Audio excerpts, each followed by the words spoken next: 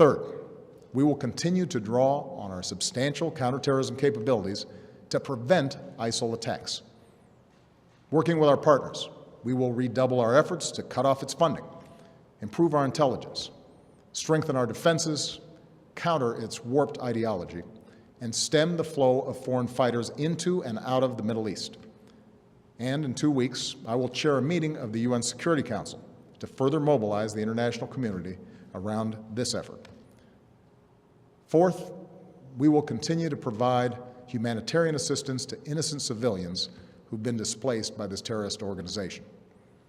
This includes Sunni and Shia Muslims who are at grave risk, as well as tens of thousands of Christians and other religious minorities. We cannot allow these communities to be driven from their ancient homelands. So this is our strategy. And in each of these 4 parts of our strategy, America will be joined by a broad coalition of partners. Already, allies are flying planes with us over Iraq, sending arms and assistance to Iraqi security forces and the Syrian opposition, sharing intelligence and providing billions of dollars in humanitarian aid. Secretary Kerry was in Iraq today, meeting with the new government and supporting their efforts to promote unity. And in the coming days, he will travel across the Middle East and Europe to enlist more partners in this fight, especially Arab nations who can help mobilize Sunni communities in Iraq and Syria to drive these terrorists from their lands. This is American leadership at its best.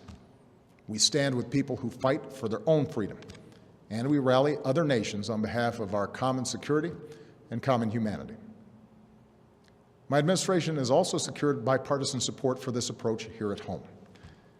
I have the authority to address the threat from ISIL, but I believe we are strongest as a nation when the President and Congress work together. So I welcome congressional support for this effort in order to show the world that Americans are united in confronting this danger. Now, it will take time to eradicate a cancer like ISIL. And any time we take military action, there are risks involved, especially to the servicemen and women who carry out these missions.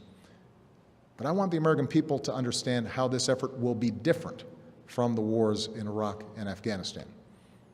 It will not involve American combat troops fighting on foreign soil. This counterterrorism campaign will be waged through a steady, relentless effort to take out ISIL wherever they exist using our air power and our support for partners' forces on the ground.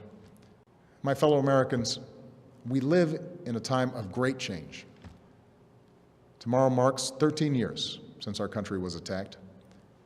Next week marks 6 years since our economy suffered its worst setback since the Great Depression.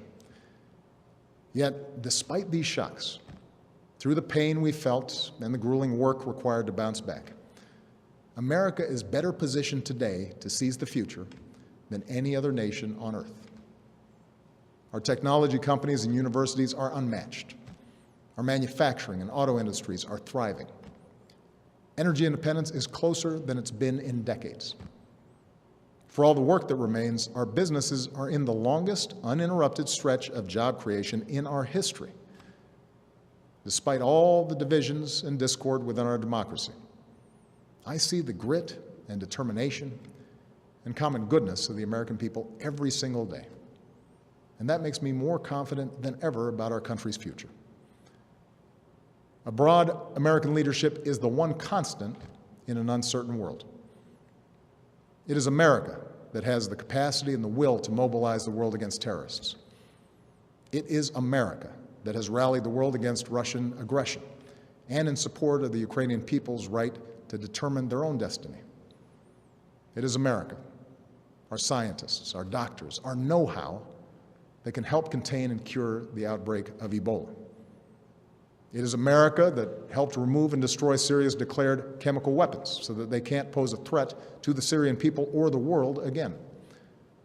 And it is America that is helping Muslim communities around the world, not just in the fight against terrorism, but in the fight for opportunity and tolerance and a more hopeful future.